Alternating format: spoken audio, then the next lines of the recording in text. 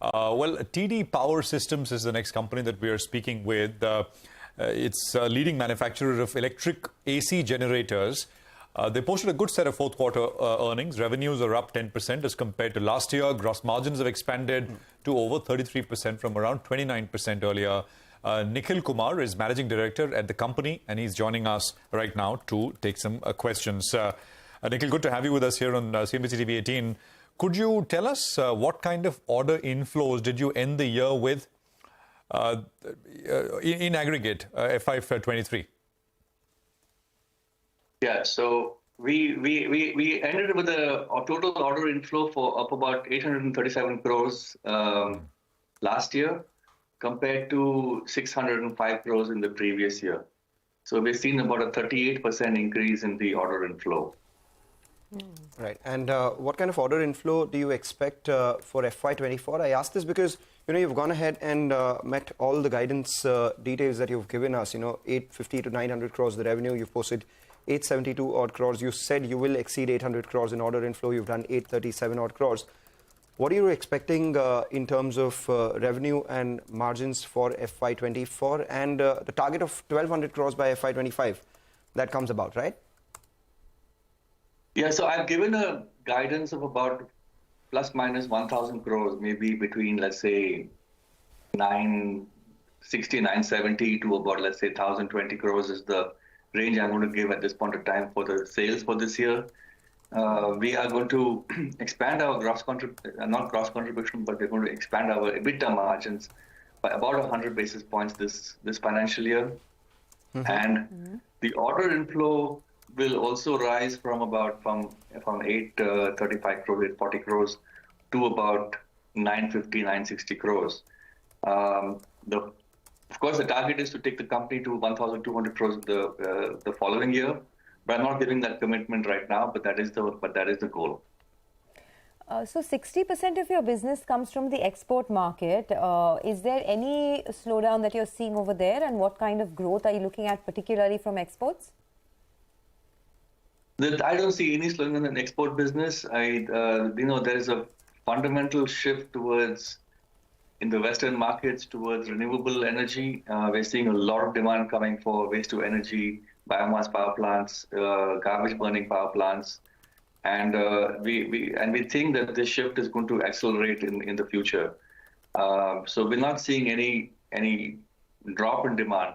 In addition, in the West, especially in Europe, there's a lot of huge increase in sales of electric cars, which is also increasing the demand for electricity. And soon they're going to be coming up with laws that they will have to heat homes with electricity and no longer with gas or with oil. That will also further accelerate the demand for electricity, which means new power plants. So I'm not seeing any problem in the long term also demand for our products in the European market. So but the Indian market actually is growing faster than our international market. So we might see this ratio change a little bit because the domestic market is really growing very, very strongly.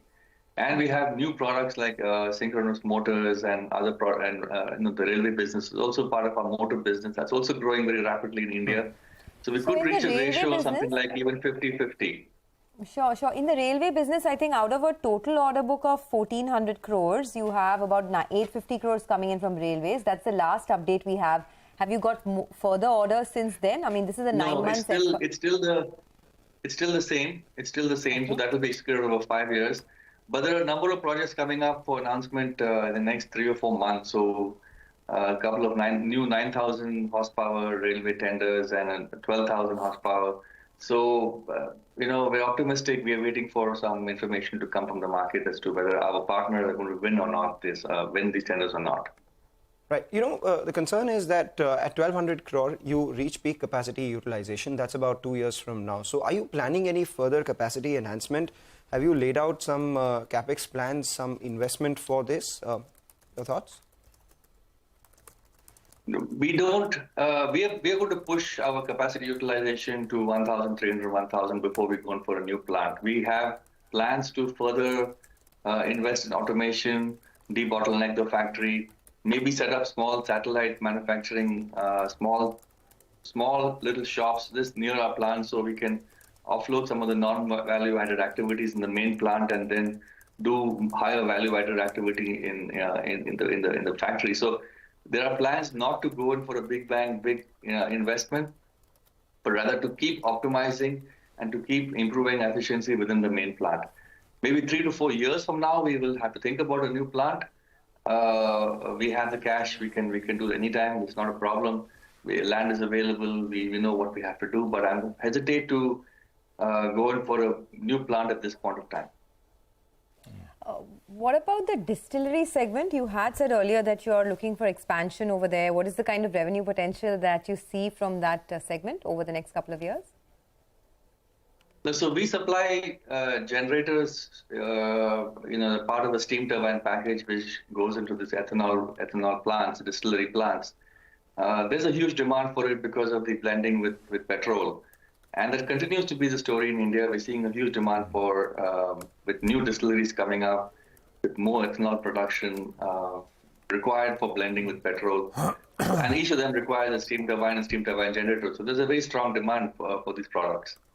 Let's talk about specific products and geographies, Nikhil. The 90 megawatt generator, you said that that could be one of the big ones for you, mainly because a large part of that is now, imported from Germany. This could be an import substitution. That's one. Secondly, service income coming in from your wind generators. How much could that be as a proportion of your overall sales? And Turkey, you said that you will take a call on Turkey by the end of this year. We are closer to the end of the financial year and at the start of the new financial year. Your thoughts on these three?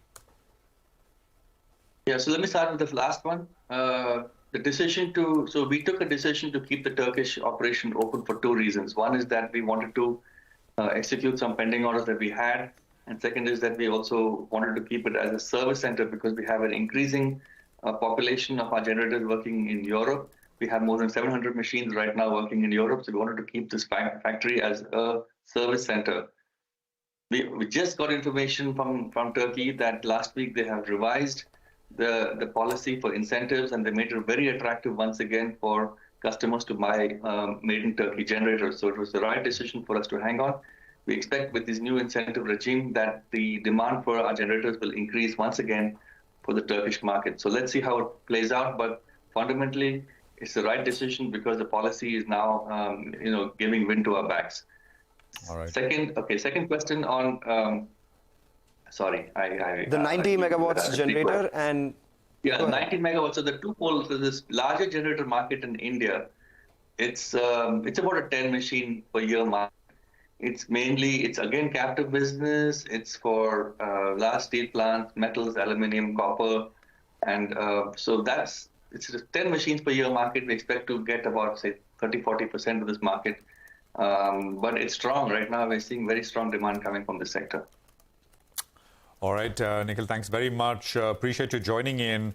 I was just looking at the stock price performance. It's just been absolutely stunning and it kind of maps with the overall improvement in the financials, right? 2019, I think you were doing margins of 5-6%. From there, margins are now at about 14%. And in the same period, from 25 rupees, the stock's gone up 7 times to about 180 odd now. So just a very, very sharp re-rating in the financials and the stock price as well.